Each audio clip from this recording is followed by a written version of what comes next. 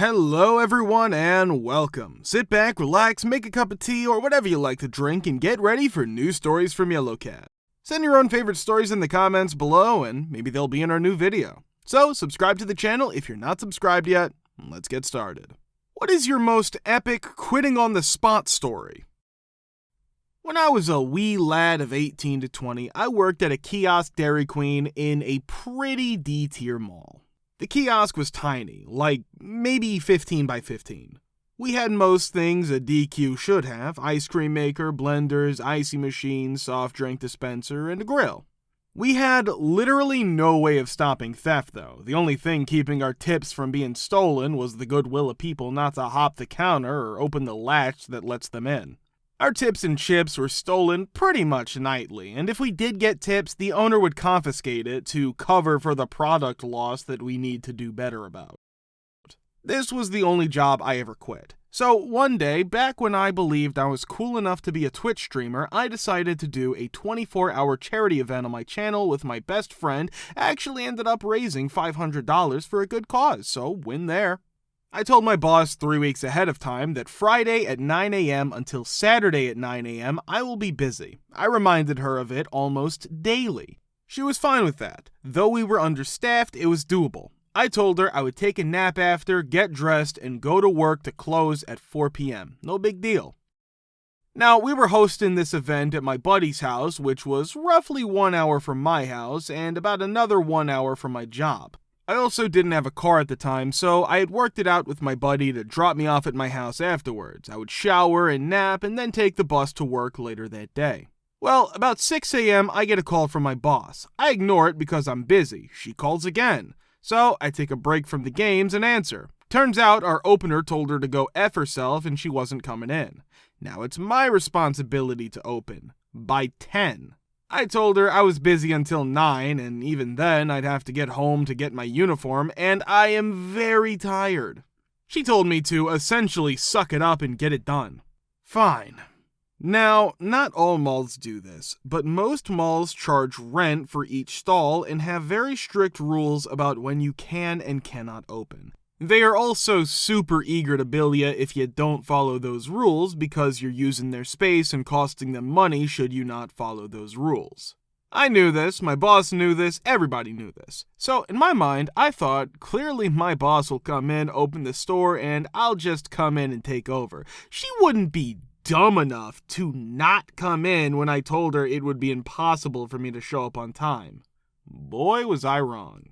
We end the stream 20 minutes early, and I bribed my friend, who is also running on no sleep, to drive me to my house where I could just splash myself with some cheap body spray, brush my teeth, put my uniform on, and wear a hat to hide my bad hair, and then drive me to work.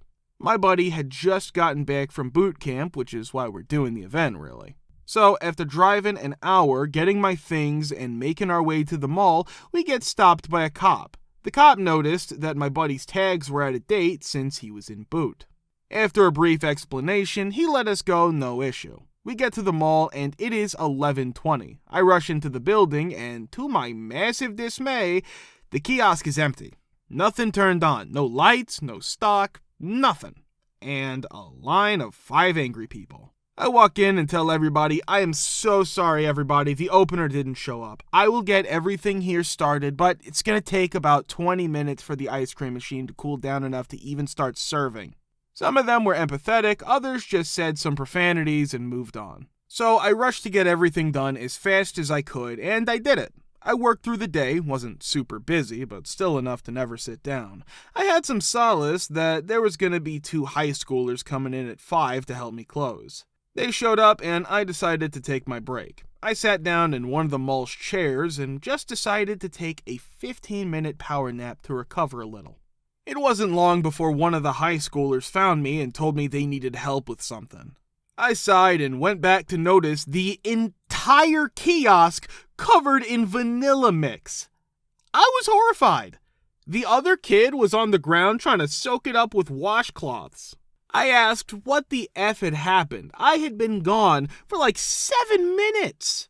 Apparently, the valve that pulls the cream into the ice cream maker burst, and when they opened the door to see why ice cream wasn't coming out, it sprayed the whole kiosk with highly pressurized vanilla cream. Everything was dripping with it, so about 80% of our menu was gone. I was able to find a replacement valve, but it was 2 inches too short. So, we turned away any customer who wanted ice cream while we scrubbed on our hands and knees to clean everything. We closed at 9 and I told them to go home. I'd finish cleaning the machine, cleaning the walls, and do the dishes. I was exhausted, sticky, irritated, and just depressed, to be honest. After cleaning everything and getting the opener set up, it was about 10:45. I went outside and saw the bus station was empty. All buses had left for the night, so I had to call my mom to drive the hour to where I was to come pick me up. Luckily, I didn't have to work the next morning, so I was gonna go home and just crash all day. I got home, took a long shower, and collapsed on my bed afterwards. I was gonna sleep in until 5 p.m. easy. Or so I thought. I got a call at 9 a.m. the next morning. My boss was furious. I was half awake when she started yelling about why I didn't fix the ice cream machine last night. I told her the valve replacement we had wasn't big enough, but she barked that I was making excuses, and if I had tried, I could have found a solution. I told her I was tired and wasn't even thinking straight at the time. There would be no solution I could think of that would do anything remotely useful. Then we transitioned to the other thing she was mad at me about, which was not opening on time and how the mall is now charging us $650 for a late open. I told her explicitly that I would not be there on time. She told me that my job was more important than some stupid side thing in my life and that I have to be more responsible. She then told me my wages would be cut to pay off that fine. I told her, you knew we were going to open late. I effing told you we would. Why didn't you get off your fat A and go there yourself? Oh, and if you dare steal my money for that, I will drag your fat A to court. I had never been that angry at anybody. I just snapped. I couldn't take it anymore. She said, you can't talk to your boss that way. I said, Karina, you can kiss the blackest part of my hairy a-hole. Go F yourself. And hung up on her. What is your tale of the HOA from H? Because they were not overly strict and everyone tended to keep to themselves, the communities in which I have lived have been satisfactory to me. I did, however, work for a very strict HOA for a number of years, and while some of the complaints that were submitted to me were ridiculous, I also heard many reasonable complaints about unreasonable citations.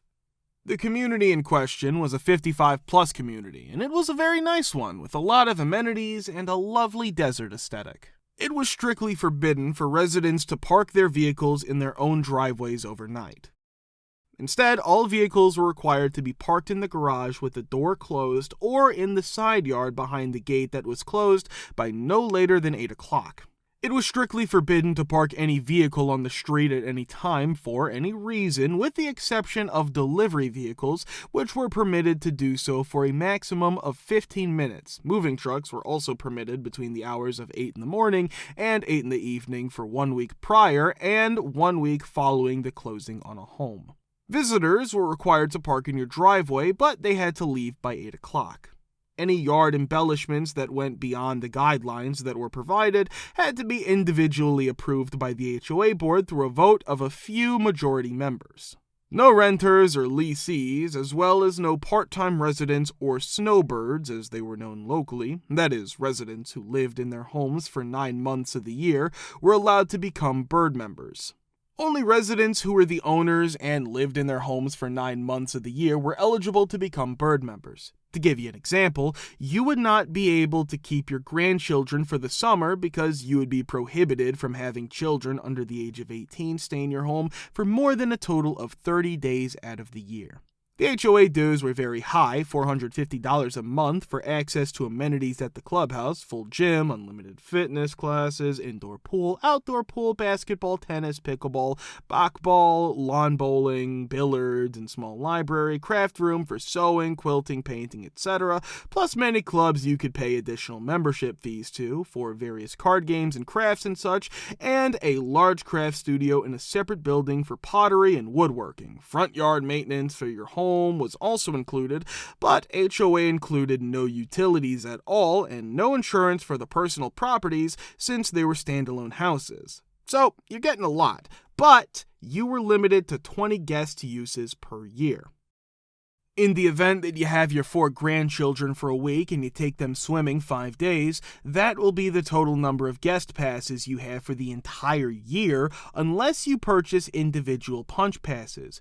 You are only allowed to have a maximum of 3 residents registered at the clubhouse for each home. This means that if you and your spouse buy a home and have your mother live with you, then you can all be registered. However, if your mother and father both love you, then one of you will need to use a guest pass in order to use the amenities, and as I mentioned earlier, there are a limited number of guest passes available. There was a significant problem for veterans in that they were only allowed to fly a flag on specific holidays, and the size of the flag could not exceed a certain restriction. The HOA dues were the same, and it was very expensive to rent the clubhouse for anything, so it was just even more revenue for the management company and the developer.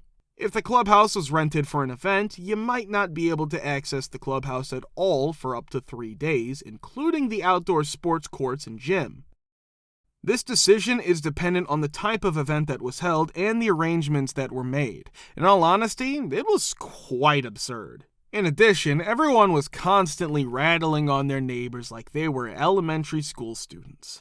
I actually really enjoyed my job and the relationships I developed with the people who lived there, but there were times when it was a complete and utter disaster. Although this incident did not involve my family, it did involve a neighbor. The maximum height at which our fences could be erected was specific. The maximum height of a fence you could have on all sides is 6 feet. One autumn, Ed, our neighbor, installed a fence. By the time the association decided to go for their neighborhood walk, the fence had been up for almost 6 months. They decided to measure it after noticing my neighbor had a new fence. Unfortunately, the fence was 6 feet 2 inches tall, so my neighbor received a letter from the HOA informing him that he needed to take down the fence or face ongoing fines until he did. This one nosy F of a woman and her husband ran our HOA. The smallest infractions got them in hot water. What the HOA leaders didn't know was that my neighbor's wife had just passed away from cancer. So his wife just died, and now the HOA is telling him he needs to rip his entire fence down. At the time, my father worked as a police officer, and my neighbor Ed furiously called him to discuss the fence issue. I can still clearly hear Ed's voice over the phone. We had assumed he was calling my father to vent on him about it, but all I remember my father saying was, "Ed, calm down. Don't do anything stupid. We'll figure this out." Far too late.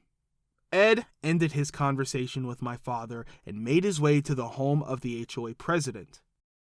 When my father and I arrived, Ed, a very large man, had already grabbed the husband of the HOA leader, dragged him out of his front door, and started beating the man on his front lawn. My father and I just watched. Minutes after the beating, the police arrived. Naturally, the husband and wife of the HOA team resigned from their roles. They undoubtedly tried to sue Ed, but I'm not sure how that went. One thing is certain though, Ed never removed that fence.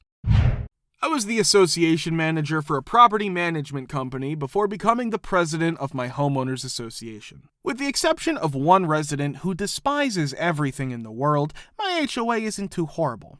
Unfortunately, after he finished screwing up as an on-site manager, he spent some time as a resident, an on-site manager, and a board member. The storm door that my wife and I installed was giving him trouble. It's the incorrect shade of off-white it was. They wrote me a letter outlining the issue and directing me to attend a board meeting to talk about potential solutions. I went online, downloaded copies of the state laws governing HOAs, and underlined the key provisions. Regarding the statute of limitations on architecture reviews, that was the crucial section. In summary, the Homeowners Association (HOA) has a year to act, file a lawsuit regarding improper architectural design. Our door was installed over 5 years ago. I made the board aware of this. I was informed that even if the covenant stated otherwise, state law was irrelevant. I was informed that if I didn't paint my door, they would contact their attorney. I told them that I would not be painting my door and that they were not allowed to do anything to it without being charged with a crime. After a bunch of letters being sent back and forth by attorneys, nothing happened. The annual meeting rolled around and the entire board was dismissed and a new board was voted in place. I ended up president and regret it at least once a month. Thank you for subscribing, the likes, and comments. We're very happy to see you all in the comments too. Thanks for your support.